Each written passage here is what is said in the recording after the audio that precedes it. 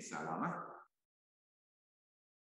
Kata beliau, sami'tu Abu Hurairah yaqulu. Beliau meriwayatkan dari Abu Hurairah. Lanjut kata beliau, qala Rasulullah sallallahu alaihi wasallam, yusiku in talat bika muddatun antara qauman fi aydihim mislu aznabil baqari yakhduna fi ghadabillahi wa yaruhuna fi safatillah. Begitu kata Rasul.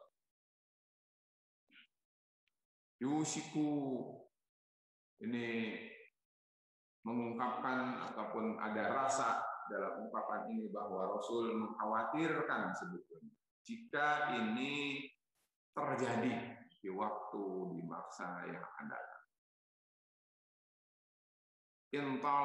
Jika talat tawil panjang.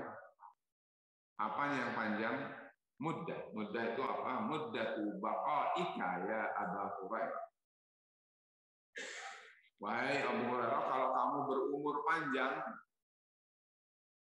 hidupmu di dunia ini lama, dan ini adalah isyarat sebetulnya kepada siapapun. Abu Hurairah di situ menjadi sababul wurud atau menjadi pengawal dari Rasul bersabda ini, tetapi ibrohnya adalah untuk kita semua.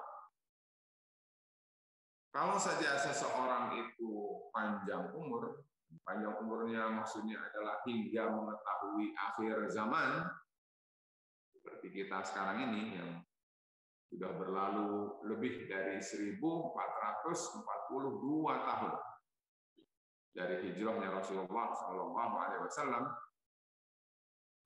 Kata beliau, antara kauman kamu nanti akan melihat fi aidihim, fi pada aidi itu jamak dari yadun itu tangan, pada tangan mereka. Kalau dia dari satu persatu, satu orang itu kan punya dua tangan, betul? Dua tangan itu dalam hadis ini disebut aidi. Atau kalau banyak orang, maka 100 orang 200 tangan, berarti banyak. Atau kalau setiap orang satu tangan, tapi jumlah orangnya adalah banyak, 100 orang 100 tangan yang memegang ini, maka itu juga terhitung banyak. Tetapi Anda lihat, kata Rasul, kamu melihat suatu kaum, suatu komunitas, sekelompok manusia, fi aidihim, dipegang oleh tangan mereka itu mislu, barangnya tidak disebut oleh Rasul, tapi digambarkan.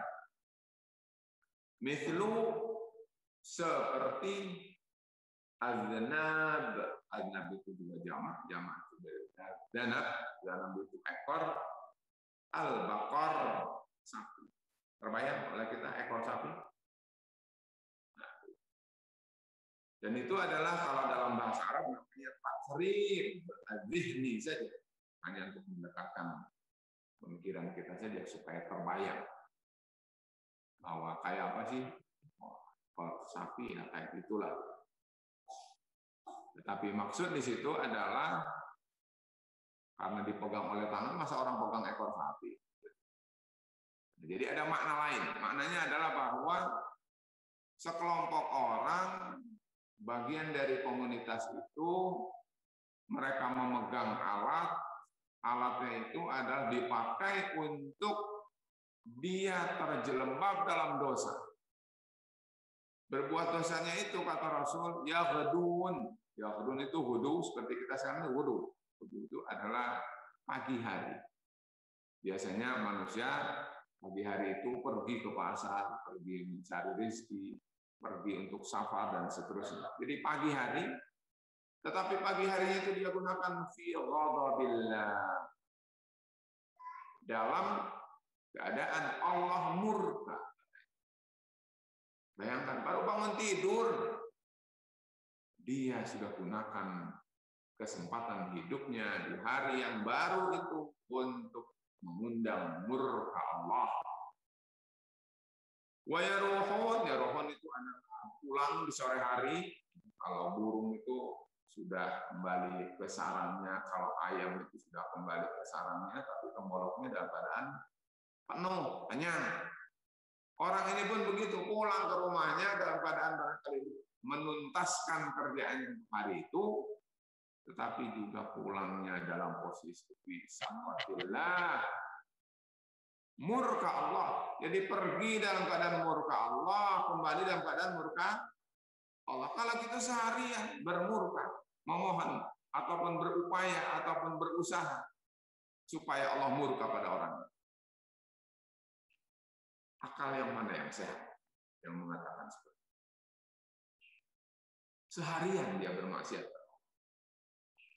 tidak ada kesempatan dalam harinya untuk mengundang murka Allah Subhanahu wa ta'ala. Mungkin dianya atau mungkin dianya bisa hanya sekedar yang nanda tangan saja. Nanti orang lain yang melakukan eksekusinya. Atau dianya adalah memfasilitasi, memodali lalu orang lain yang bermaksiat, dan semuanya akan menjadi tumplek dosanya kepada.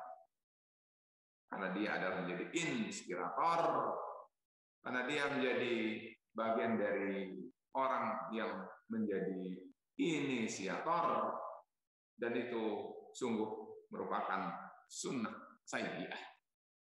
Kalau Qabil sampai hari kiamat berdosa karena dia membunuh dan mengajari orang membunuh, maka orang itu pun seperti itu. Nah, jamaah sekalian,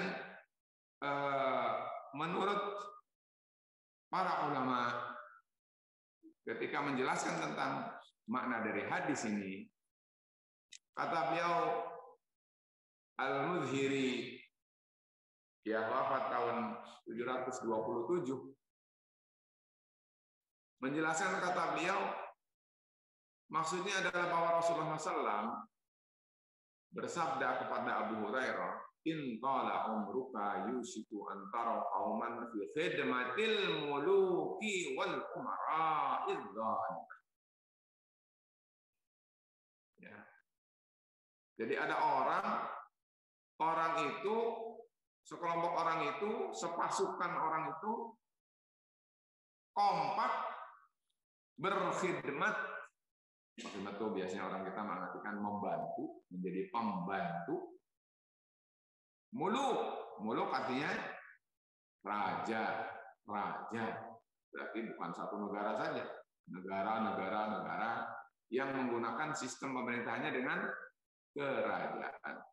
Wal umara itu adalah dia bagian dari raja, umara jamak dari amir. Jadi para amir, dari mulai penguasanya sampai pembantu penguasanya. Kalau di Indonesia menggunakan presidensial, berarti ke kabinetnya, kepada para menterinya. Tetapi ada pernyataan di sini, Rasul mengatakan bahwa az-zalimah. Zalimah itu berarti bukan ke muluk. Kalau muluk az-zalamah. Atau al-umara, al-urama, az-zalamah. Atau menggunakan jamak mudzakkar salim, misalnya al-muluk az-zalimin, al-umara az-zalimin. Tetapi di sini adalah az-zalimah. Kalau kita lihat dari kaidahnya, berarti dia kembali kepada khidmah. Berarti khidmah itu zalim. Berarti sistemnya. Ya mas sekalian, orang ini itu adalah berada dalam posisi yang sistemnya itu sistem yang zalim, yang aneh. Bagaimana prakteknya? Kata beliau, fi aidihim akhsyab. Nah, ini lebih jelas ya, namanya juga syarat. Di tangan mereka itu akhsyab. Akhsyab itu jamak dari khashab. Khashab itu kayu. Amsal seperti adnabil baqar, pakai kayu. Kayunya itu sebesar dari ekor sapi, ya, mungkin supaya mudah, yang biasanya kayu digunakan untuk memukul, itu biasanya kayu apa ya?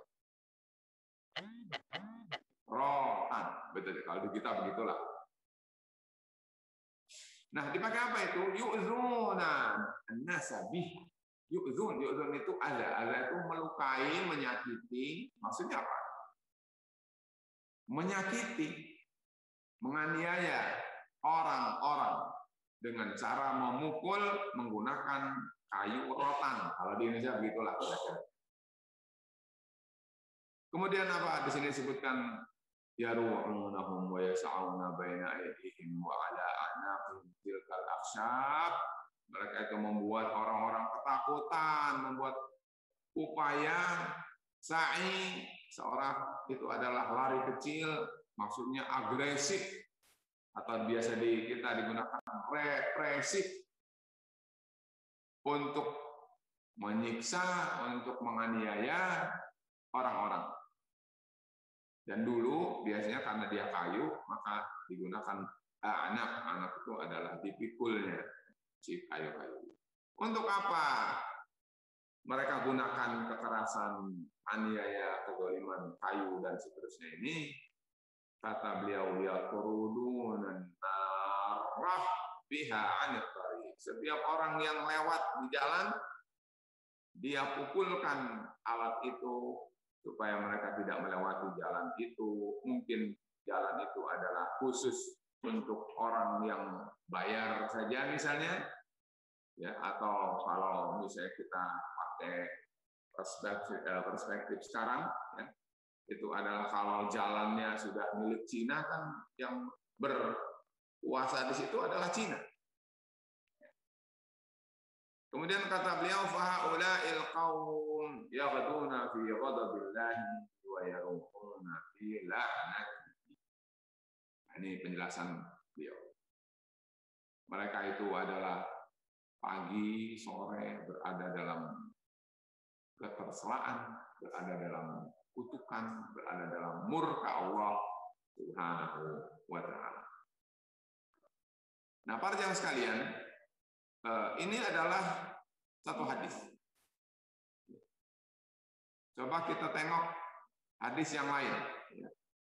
Ada hadis, ya, ini ada kaitan dengan urusan politik, dan kita akan bahas juga dengan urusan politik khusus ada, karena itu saya akan lewati dulu.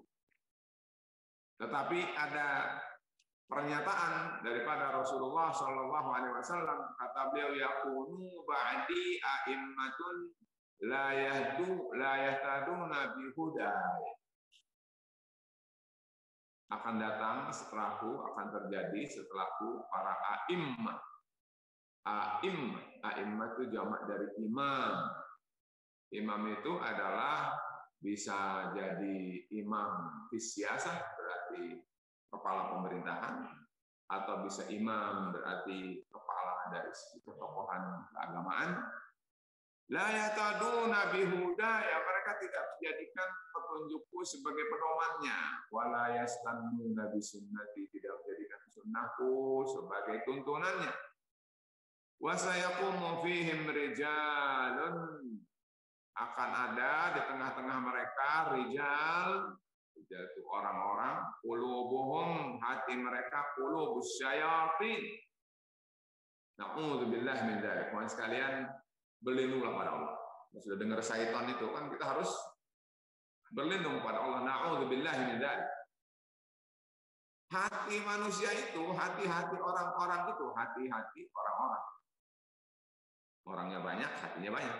Hati-hati orang-orang itu adalah qulubus syayatin, jenis kelompok spesifikasi dari hati itu adalah bukan hati manusia, tapi qulubus syayatin, berarti minjem saja. Bodinya manusia, softwarenya syaitan. Fi jusmani, ini sini bahasa jusman, ini bahasa jasmani, ya kan?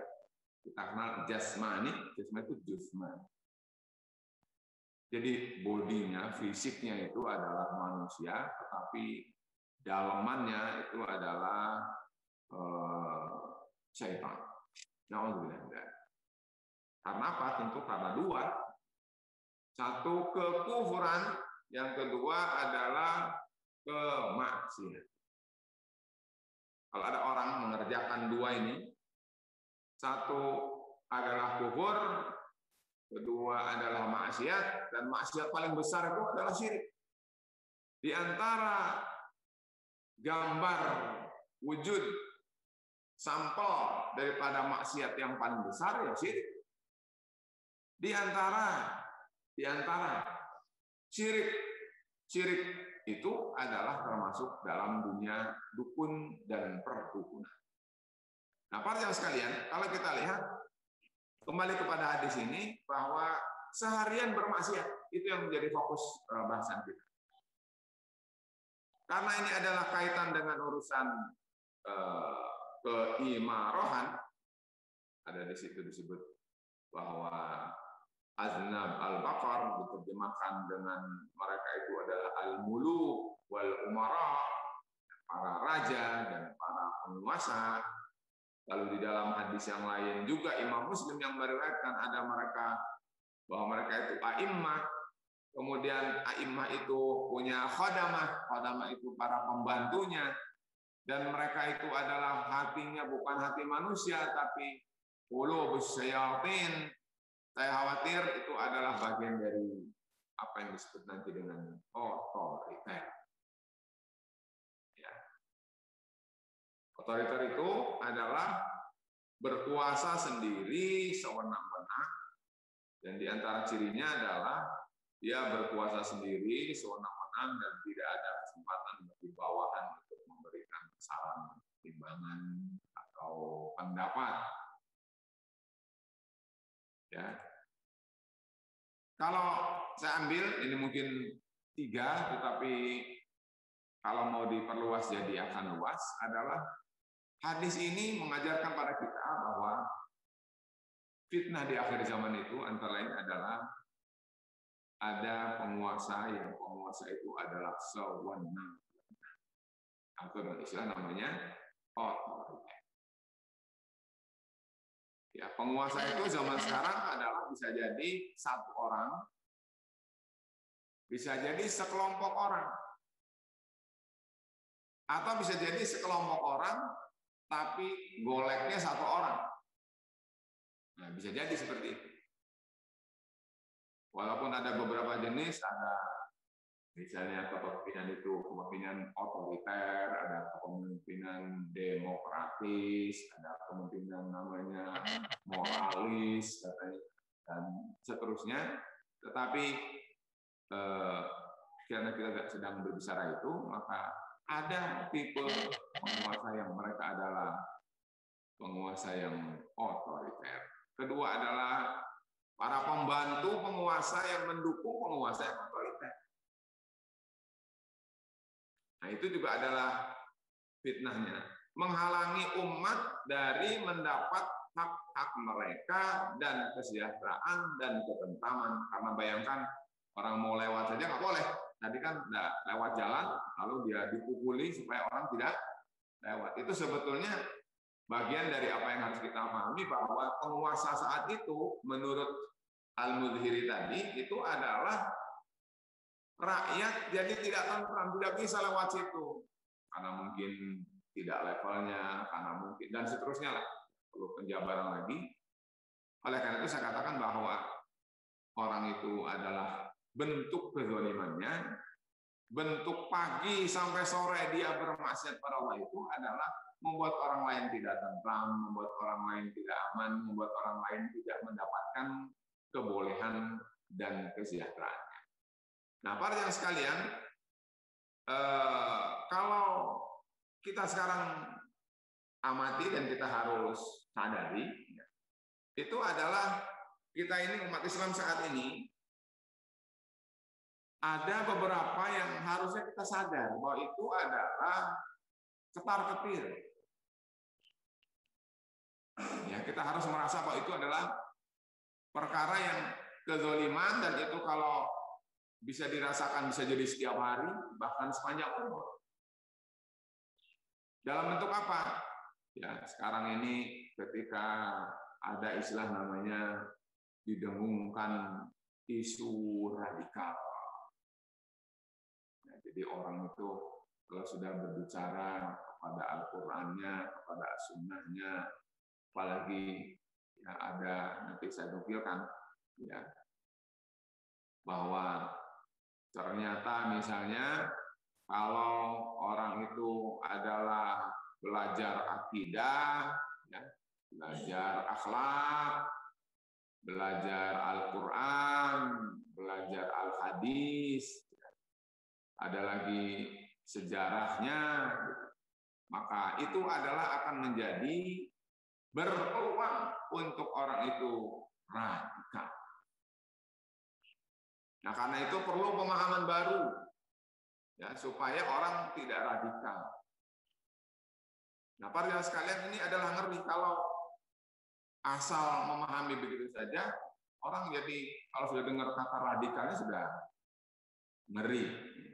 Karena orang tidak mau disebut radikal, walaupun asal kata daripada radikal itu sebetulnya maknanya bagus. Kalau orang itu harus menjadi betul-betul berpegang teguh kepada akar permasalahannya, berpedoman kepada pokok dasar dalam hidupnya, itu kan penting, harus. Nah, ketika ini adalah diutak-atik, misalnya bahwa orang memahami dan mengamalkan hidup sesuai dengan Al-Quran dan As-Sunnah yang menjadi dasar daripada dia beragama dan beribadahnya, lalu kemudian bisa terindikasi dengan kata radikal, maka orang akan menjadi takut untuk belajar Al-Quran, takut belajar akhlak, takut dan seterusnya. Ini diberitakan oleh CNN ya, tanggal 12 November 2019. Jadi rujukannya ada. Nah, sekarang lagi muncul lagi. Ya, sekarang itu munculnya, para jamaah sekalian, itu berita ini muncul tanggal 10 Juli 2019. Yaitu ada orang mengatakan katanya begini, mengapa agama sering menjadi alat politik? Jawabannya adalah karena agama dimasukkan dalam kurikulum pendidikan di sekolah. Siswa dibedakan ketika menerima mata pelajaran makolat. Akhirnya mereka merasa kalau mereka itu berbeda. Ya, saya tidak ingin menganalisa ungkapan ini, tapi satu saja ada kata kurikulum pendidikan agama, ya kan? Jadi kalau memungkinkan ini, kata dia nih, orang ini mengatakan bahwa nggak usah ada kurikulum agama dalam pendidikan. Apakah ini adalah merupakan perbuatan dosa tiap hari? Betul tidak? Kalau orang itu dijauhkan dari agama. Uang agama pelajaran Islam keislaman yang sekarang sudah ada itu diajarkan saja masih begini produknya, betul tidak? Orang yang masih diajarin agama saja produknya masih begini. Ya. Artinya masih kurang. Nah, sekarang malah mau dicabut, nggak usah ada pelajaran agama dalam kurikulum. Orang yang beride seperti ini dilihat dari sisi agama, dari sisi hadis tadi, orang kan dosa tiap saat. Setiap saat berdosa. Dia memunculkan ide, itu bukan inspirasi, ini sudah aspirasi.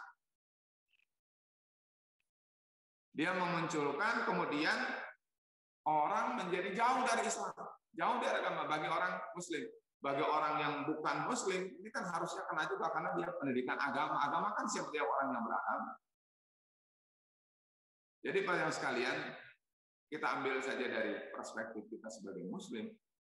Jadi kalau orang dikatakan bahwa sudah kamu tidak usah belajar agama di sekolah, artinya adalah nanti misalnya kalau ini dikabulkan, karena ini adalah pemantik saja, saya katakan situ pemantik. Memantik saja. Nanti berikutnya akan bola berikutnya datang. mulai ada tanggapan, ya misalnya dari ya komisioner di sini ya, lingkungan anak-anak. Ada tanggapan, katanya sebenarnya polemik tadi tentang orang itu disebutkan di sini hanya usulan seorang, ya bernama orangnya ini disebutkan. Hanya usulan, bahkan sebenarnya usulan tersebut dapat diabaikan pemerintah dan mulai ada muncul. Jadi ada pemantik lalu ada muncul orang yang menanggapi. Nah itu cara supaya pemikiran itu didengar oleh orang. Dipublikasikan dulu, lalu orang nanti akan ribut, kontra, pro kontra, lalu jadi kerjaan baru. Tapi pada yang sekalian, saya ingin pesankan dari kajian kita itu adalah sebetulnya bahwa betapa orang itu dari mulai pagi sampai sore bahkan 24 jam dia dosa sebenarnya. Karena melontarkan kata-kata yang kalau itu diterapkan orang akan lalai, orang akan jauh, orang akan kufur, orang akan murtad, orang akan bermaksiat karena gagasan yang disampaikan orang itu. Dan itu ngeri sekali. Kita tidak boleh sembarangan kalau berbicara itu yang kira-kira generasi mendatang mencontoh yang baik. Yang kira-kira orang itu semakin baik, semakin soleh, bukan semakin jauh dari agama. Kalau dari si akidah itu sudah sekularisme lah, ya tidak. Ini kan sekularisme bahwa orang nggak usah diajarin sekolah urusan pribadi aja lah, urusan di keluarga, urusan sekolah. Ini akan menafikan peran Ki Hajar Dewantoro dan seterusnya kalau kita dalam sejarah. Bahwa lingkungan pendidikan itu ada keluarga, ada sekolah segala macam, itu sudah merem aja dah pada lingkungan sekolah dan lain-lain, sudah kembali saja ke keluarga. Nah keluarganya, suaminya keluar, istrinya juga berkarir, suaminya keluar cari fulus, istrinya juga berkarir cari fulus, anaknya ditaruh ke orang yang bisa jadi tidak kompeten dalam mengajarin dan memberikan nilai dan norma di rumah. Kayak apa nanti generasi akan datang? Ini adalah sudah bentuk kemaksiatan setiap saat. Dan itulah ciri bahwa kita sudah masuk di akhir zaman yang harus kita sadari. Kalau kita kembali, katanya konstitusi Indonesia, kita sebagai warga negara, ini kan jelas.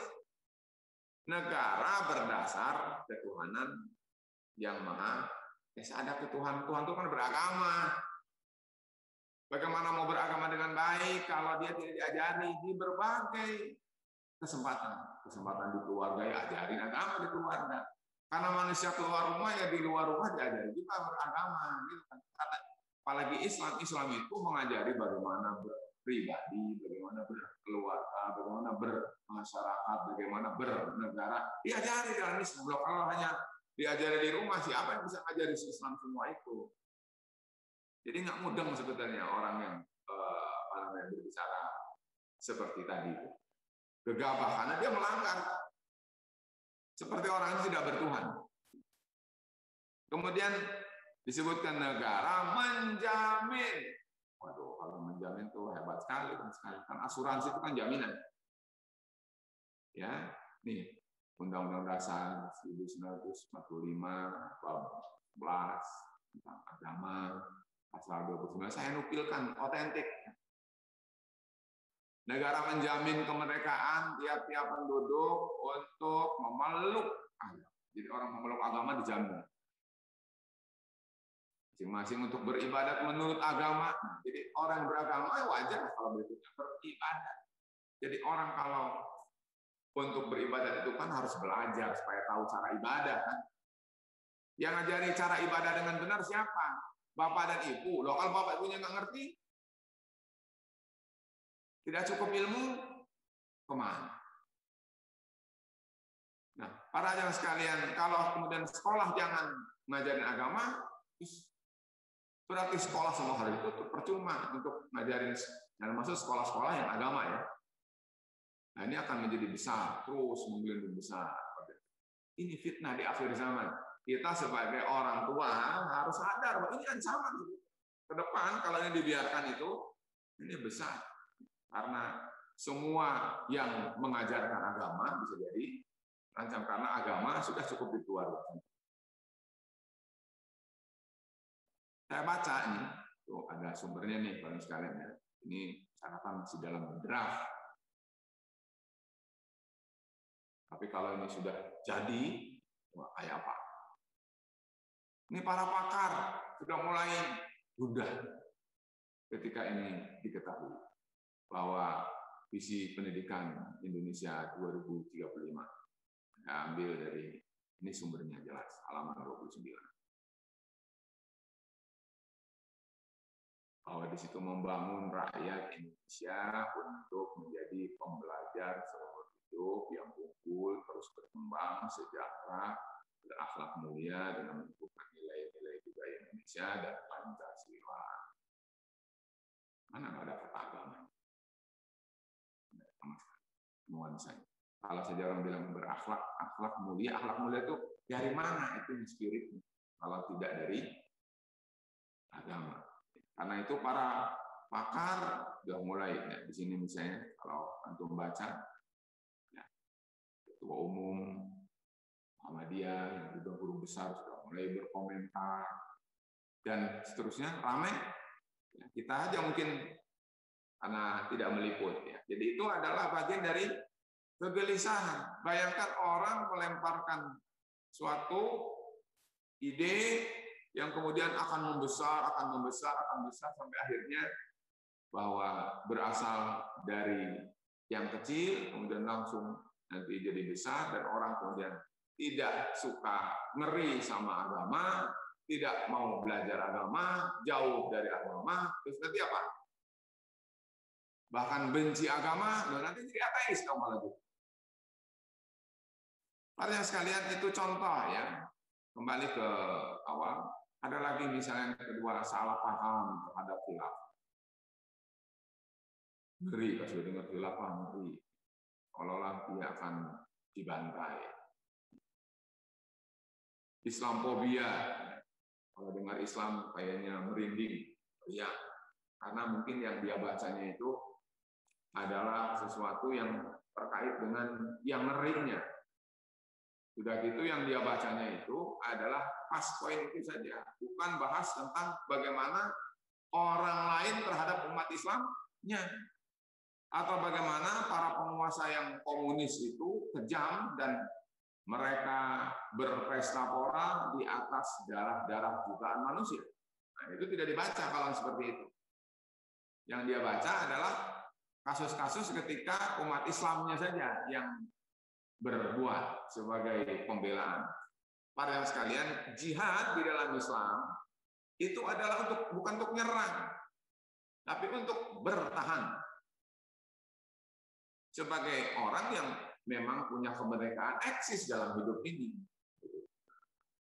Berikutnya adalah penghapusan pelajaran-pelajaran agama, ada meniadakan tata agama dari pendidikan, ada urusan jilbab kemarin. Jilbab itu adalah tidak usah diharuskan. Sudah, biarkan saja anak yang suruh milih. Loh, anak yang belum balik gimana suruh milih? Di internet, di gadgetnya, semua orang atau banyak orang yang telanjang dan yang mungkin yang menarik itu yang telanjang, diajarkan mode, diajarkan film segala macam. Lalu anak disuruh milih sendiri, ya milih yang telanjang lah. Para sekalian, ini yang ngeri. Padahal mereka masih dalam pendidikan. Anak SMA lagi zaman-zamannya dia cari tentang jati dirinya. Lalu inilah aku. Nah, begitu inilah aku disuruh tutup auratnya. Dia lebih milih tidak tutup. Artinya adalah ngeri pada sekarang. Kalau orang beride kayak gini, itu setiap saat dia itu berdosa. Dia sudah mati, yang ngalir ke kuburannya, yang ngalir ke dia ke alam barzahnya, bahkan dosa setelah mati, kan dosa terus. Ini yang saya ingin tekankan, bahwa sebetulnya fitnah di akhir zaman itu para yang sekalian adalah ada orang melontarkan satu kata, apalagi lebih dari satu kata, dia akan menjadi pintu maksiat dan dosa, dan dia akan mengundang murka Allah Subhanahu wa Ta'ala karena dia telah berinspirasi untuk merusak sekian generasi ke belakang. Na'udzubillah. Kalau orang beriman ngeri.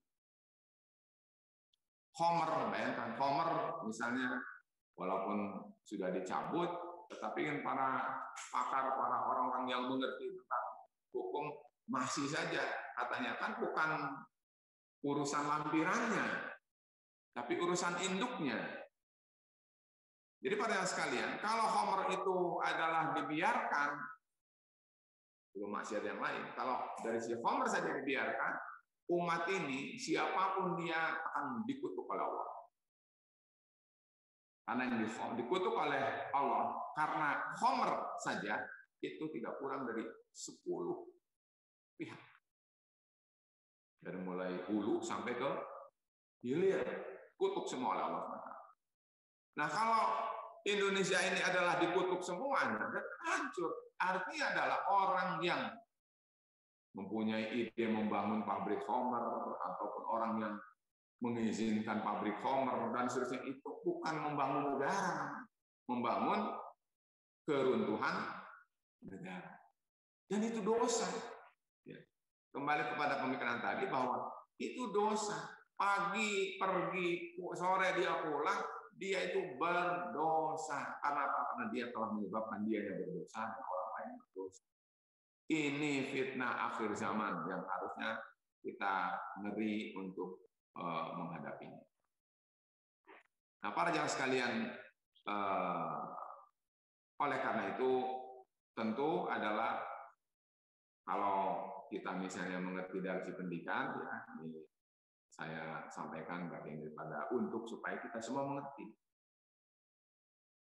Sebagai bangsa Indonesia yang juga wali ataupun orang tua dari semua anak-anak kita tentang pendidikan agama itu penting. Misalnya tadi dari sisi perundangan ya, Undang-Undang Dasar sudah jelas. Ini dari kebijakannya. Lihat, misalnya adalah kalau dalam urusan pendidikan ini dari Undang-Undang Dasar lagi, tahun 1945, dasar pendidikan itu kebijakannya dari sini, para jamaah sekalian. Pemerintah memajukan ilmu pengetahuan dan teknologi dengan menunjang tinggi nilai-nilai agama. Kan jelas. Ya. Jadi nilai-nilai agama itu harus dijunjung tinggi. Itu kewajiban daripada negara, kewajiban daripada pemerintah. Jadi kalau misalnya ketika ada upaya, ada perjuangan supaya bangsa ini mempunyai nilai-nilai agama yang luhur, kalau kemudian tidak didukung, tidak sesuai dengan konstitusional.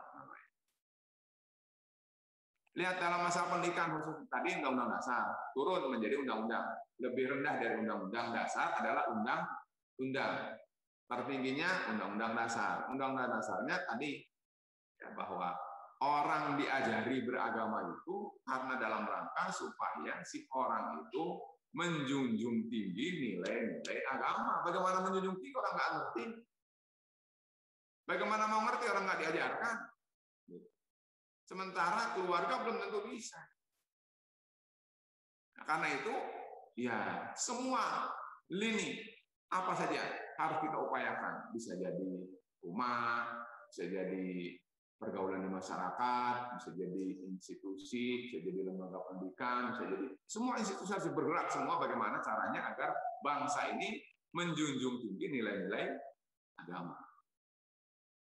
Dari sisi perundangan ya ada namanya Undang-Undang Sisdiknas, Sistem Pendidikan Nasional, singkat Sisdiknas, ya nomornya sekian tahunnya 2003. Pasal 1 itu disebutkan pendidikan adalah usaha sadar dan terencana untuk mewujudkan suasana belajar dan proses pembelajaran agar peserta didik secara aktif mengembangkan potensi dirinya untuk memiliki kekuatan spiritual keagamaan.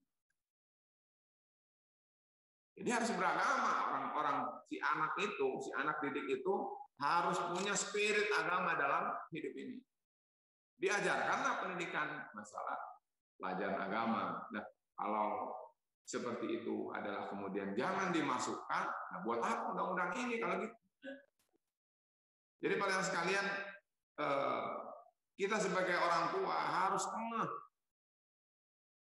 Jangan sampai dibiarkan pemikiran-pemikiran seperti ini karena mengancam terhadap generasi yang akan datang. Dan ini kalau dari si akidah tadi, khawatir sekali. Ini kan bukan sekadar urusan kecil, tapi dia adalah akan menjauhkan orang dari beragama. Kalau orang sudah jauh dari agama, maka dia tidak akan tahu tentang nilai-nilai. Ini boleh, ini tidak boleh, ini haram, ini haram, halal, ini haram. Kemudian ini adalah merusak, ini bermanfaat, ini merugikan, ini menguntungkan. Nggak ngerti karena apa? Dia berjalan sesuai dengan hawa nafsunya. Nah, orang itu dosa setiap saat. Nah, para yang sekalian, itu adalah yang harus kita khawatirkan dan kita harus ngeh di akhir zaman ini. Ada orang yang dia itu yahduna wa yaruhuna, pagi, sore, pulang pergi. Kerjanya adalah bagaimana agar orang itu tidak mendapatkan hak-hak mereka. Harus mendapat pendidikan, tidak dia belajar. Harusnya mereka nyaman, aman beribadah, lalu terancam karena apa? Ngeri, takut, dan seterusnya. Ini semua adalah sesungguhnya bagian dari fitnah akhir zaman yang kita semua harus menyadarinya dan tahu antisipasi. Antisipasinya adalah bahwa antara lain tadi, kita harus tahu aturan-aturannya. Para yang sekalian, aturan-aturan sebagai muslim, sebagai warga negara harus mengerti bahwa oh ada aturan, ada yang memerintah, ada yang melarang. Nah, karena itu kita harus tepati aturan-aturan itu sehingga kita tahu. Dan setelah kita tahu, berikutnya adalah berkomitmen. Kita sebagai muslim harus punya komitmen tinggi bahwa tidak mungkin seorang akan selamat dari dunia ini kalau dia meninggalkan pedoman yang Allah beri. Pedoman yang Allah berikan itu adalah Al-Quran, pedoman yang Allah berikan itu adalah Al-Hadis, dan itu adalah tidak mungkin kita akan bisa melakukannya tanpa kita mempelajarinya. Karena itu ada sesuatu yang dia merupakan rotasi tidak bisa diputus. Yaitu pertama adalah dia harus mengimani, iman dulu. Ya. Kemudian yang kedua adalah harus berilmu, dia harus belajar. Dan berikutnya adalah harus ada istiqomah. Nah, istiqomah kita itu sebetulnya adalah kalau kita tahu. Nah, kalau tidak tahu, ya tidak bisa istiqomah. Bagaimana akan tahu kalau kita tidak belajar? Kalau kita tidak beriman, bagaimana kita akan membenarkan ilmu itu? Jadi ilmu, kemudian beriman, kemudian istiqomah. Itu adalah suatu hal yang harus kita sadari bersama bahwa itu adalah perkara yang penting dan tentu adalah harusnya disadari oleh kita sekalian sehingga kita semua mempunyai yang memberikan satu gairah untuk bagaimana menjalankan dari din ini. Kalian sekalian, kalau kita kembali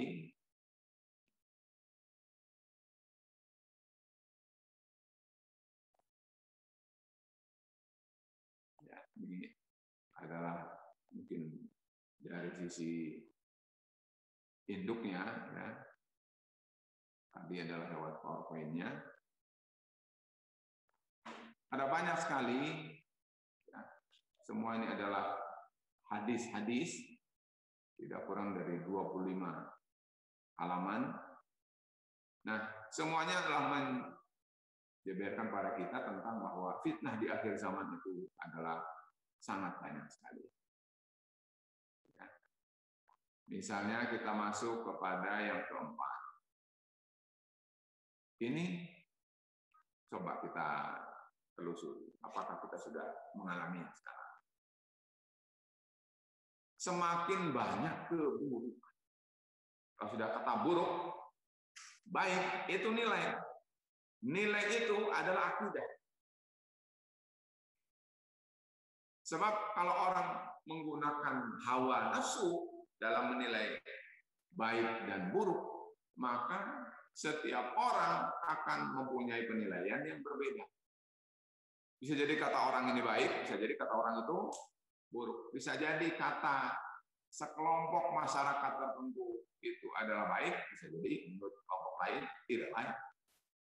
Tetapi sebagai pemersatu kita umat Islam adalah hadis Rasulullah Shallallahu Alaihi Wasallam.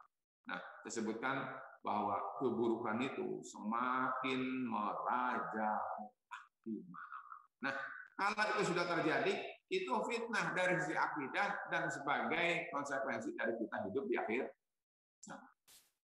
Yang harus kita sadari. Saya ambilkan contoh, misalnya ini hadis. Rasul bersabda, hadisnya sahih, muttafaqun alaihi, dari Ummu Habibah, kemudian dari Zainab binti Jahsh. Beliau meriwayatkan bahwa kata beliau, istaiqadha an-nabiyyu sallallahu alaihi wasallam minan naumi muhmarqan wajhuhu. Rasul bangun tidur, nah tahu wajahnya memerah. Itu kalau bahasa kita itu namanya isyarat. Artinya Rasul sedang mengungkapkan sesuatu. Bahasa komunikasi itu disebut dengan bahasa isyarat. Kalau dalam bahasa sekarang namanya body language. Nah, jadi para yang sekalian, kata beliau, la ilaha illallah. Rasul begitu bangun tidur, lalu kemudian yang terucap dari beliau adalah la ilaha illallah. Wailun lil arabi min syarrin qad celaka bagi Arab dari mara bahaya, kejahatan, keburukan yang semakin mendekat. Lalu kemudian di sini disebutkan futihal yauma min radmi Ya'juj wa Ma'juj mithlu hadhihi wa aqada. Ya, ini diperagakan oleh perawi Is'ina Aumiyah. Ini saya tidak akan bahas karena berkaitan dengan Ya'juj wa Ma'juj, berarti tanda kiamat yang besar. Tapi yang ingin saya sampaikan adalah kaitan ini. Ada pertanyaan itu mengatakan anu laku atau anahliku. Anu laku atau anahliku. Dua-duanya mengarah pada makna yang sama. Apakah kita akan binasa? Wa fina as-salihun. Apakah kita akan binasa?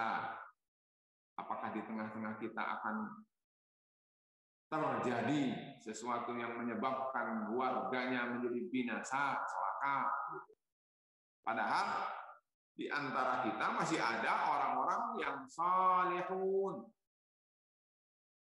Allah Rasul menjawab, kata beliau, nah, ya, ini fitnah akhir zaman berarti. Jadi jangan aneh kalau misal alhamdulillah tidak terjadi di kita dan lingkungan kita dan di negara kita, berdoa kepada Allah jangan sampai terjadi bala, terjadi bencana di negara kita. Tapi ini isyarat wahyu Allah Subhanahu wa taala, Rasulullah sallallahu alaihi wasallam, Allah memberi apa-apa. Wahai umat, kalau kalian tidak ingin tersentuh oleh mara bahaya, oleh fitnah, oleh bencana dan seterusnya, perhatikan. Ini adalah isyaratnya dan ini adalah apa? Kata Rasul, na'am idza kasural khabas. Ya. Bencana itu, petaka itu akan terjadi kalau di tengah-tengah mereka khobas itu diterjemahkan yang para ulama artinya adalah fusuk, fujur. kefasikan, ya, perbuatan-perbuatan maksiat. Disebutkan ada yang lain mengatakan zina, ada yang mengatakan auladuz zina, ya. Dan beliau Al-Imam An-Nawawi menyimpulkan yang dimaksud adalah al-ma'asi. Jadi kata beliau, hadis ini, jika di tengah suatu masyarakat itu yang semakin kasuro itu kasir itu banyak, berarti semakin banyak. Hari ini 1, tanggal berapa ini? Tanggal 7, misalnya Maret. Besok 2, tanggal 8. April 5, misalnya. Dan seterusnya, terus tambah banyak maksiatnya. Jenisnya atau inovasi dari maksiat itu tambah banyak, maka para jamaah sekalian, aba-aba Rasul. Kata Rasul, wahai manusia, ingat bahwa bencana, petaka, binasa akan Allah turunkan ke tengah-tengah. Nah, para jamaah sekalian, ini adalah fitnah akhir zaman. Nah, sekarang kita sadar nggak bahwa setiap hari muncul inovasi tentang kemaksiatan dan kekufuran. Kenapa itu terjadi? Karena amar ma'ruf dan nahi mungkarnya nyaris melemah. Apa peran kita? Sementara kita ingin istiqomah. Jadi kalau kita ingin istiqomah, maka kita harus ikut berperan serta dalam beramar ma'ruf dan bernahi mungkar supaya tidak selalu setiap hari kemaksiatan tambah bertambah. Para sekalian, fitnah akhir zaman yang keempat, ya, yang saya sampaikan pagi hari ini adalah tadi. Setelah tadi seharian bermaksiat, yang kedua adalah berikutnya adalah keburukan semakin bertambah. Dan kalau sudah bicara buruk, ya, berbicara maksiat, berbicara dosa, bicara melakukan mukhalafah atau mu'anadah terhadap Allah Rabbul Izzati wa Jalal, tapi menunjukkan bahwa sebetulnya manusia akan semakin hari semakin rusak, terancam dengan petaka karena Allah murka, dan dialah yang telah melakukannya setiap pagi, setiap saat. Ada kemurkaan, ada kemungkaran, lalu yang melihatnya, yang mendengarnya, masa bodoh saja, tidak tahu dan tidak mau untuk berserta melakukan perubahan. Padahal sekarang semua ini adalah berita dari Rasul. Mudah-mudahan kita mengambil pelajaran. Ya, jamaah sekalian, saya kira pagi hari ini cukup. Ya, baru 4 dari 17. Kalau disampaikan tentu akan memerlukan waktu. Jadi seperti saya katakan tadi, bisa jadi satu pertemuan 1 atau 2. Tetapi intinya adalah bahwa kita hendaknya menyadari fitnah itu satu demi satu muncul ketika kita dihadirkan oleh Allah untuk mengetuk nurani kita bahwa kita harus sadar kalau kamu ingin istiqomah maka harus tahu apa yang menjadi gejala yang terjadi dan kita kemudian harus mengantisipasinya sehingga kita bisa selamat dari berbagai fitnah. Demikian para jamaah sekalian, saya cukupkan. Dan mudah-mudahan Allah senantiasa memberikan kepada kita hidayah dan taufik sehingga kita selalu berada dalam tuntunan Allah, selalu dikuatkan pendirian kita untuk selalu meniti jalan yang benar. Yang benar itu hanya satu, tidak 2, yaitu jalannya Allah dan jalannya Muhammad Rasulullah. Dan itu yang harus berpegang teguh dengan itu sampai kita mati karena Allah berwasiat wala tamutunna illa wa antum muslimun. Semua kita harus bergandeng tangan karena bisa jadi istiqomah itu tidak bisa sendiri. Nah, para yang sekalian, demikian saya akhiri pada pagi hari ini dengan subhanakallahumma bihamdika asyhadu an la ilaha illa anta astaghfiruka wa atubu ilaik. Wassalamualaikum warahmatullahi wabarakatuh. Afwan, ada satu pertanyaan masuk, Ustaz. Masih bisa, Ustaz? Pertanyaan masuk di YouTube, Ustaz. Pertanyaannya apa baca dulu? Apa enggak kelihatan? Assalamualaikum, Ustaz. Ingin bertanya, adakah dalam Islam metode mendidik anak berdasarkan fase umur anak. Mudah-mudahan jadi bekal para orang tua dalam mendidik putra-putrinya. Syukron Ustaz. Dari orang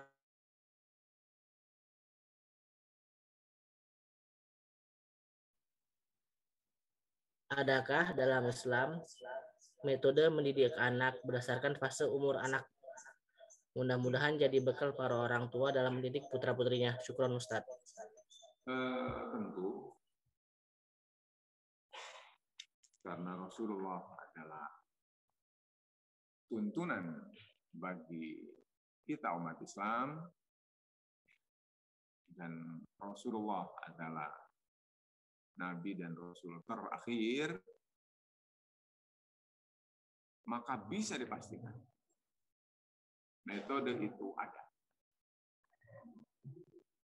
Kalau metode secara umum mencakup umur, mencakup bidang materi yang harus diajarkan, termasuk siapa yang mengajar, itu adalah saya sendiri sudah tulis.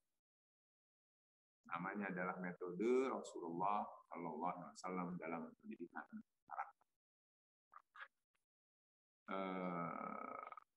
Tapi kalau dalam fase-fase tertentu, maka juga sudah disebutkan apa yang cocok, apa yang patut, apa yang layak, apa yang harus diterapkan pada fase-fase pertumbuhan manusia tertentu.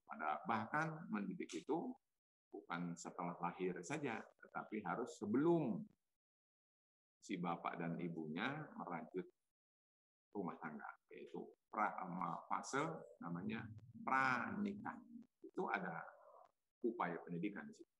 Jadi intinya adalah ada, mungkin mudah-mudahan suatu saat bisa dikaji, tetapi contoh misalnya supaya tidak penasaran, contoh misalnya supaya kalau ingin mendidik anak, maka sebelum seseorang menikah, maka dia harus selektif. Tidak menggunakan pacaran, tidak menggunakan zina, tetapi dengan berdoa dan seterusnya. Ketika dia berhubungan harus berdoa, ketika dia hamil harus berupaya, ketika dia sudah bayi lahir juga harus berupaya. Misalnya ada memperdengarkan firman Allah, Al-Quran, atau membacakan ayat-ayat ruqyah, atau misalnya membacakan hadis-hadis Rasul sambil mengusap-ngusap perut ibunya yang sedang hamil itu juga ada merupakan bagian daripada metode dalam fase-fase. Kalau sudah lahir, misalnya dia adalah fase dari TK, kalau kita sekarang ada istilah TK, maka itu juga ada metode khusus. Kalau dia sudah SD, ada metode khusus. Kalau dia sudah SMA, ada metode khusus. Kalau dia sudah mahasiswa, ada metode khusus. Tiap fase ada metode, dan itu Rasulullah Shallallahu Alaihi Wasallam. Jadi saya jamin ada metode. Tinggal masalahnya adalah maukah umat Islam untuk mencari dan menerapkan itu dalam kehidupan. Demikian.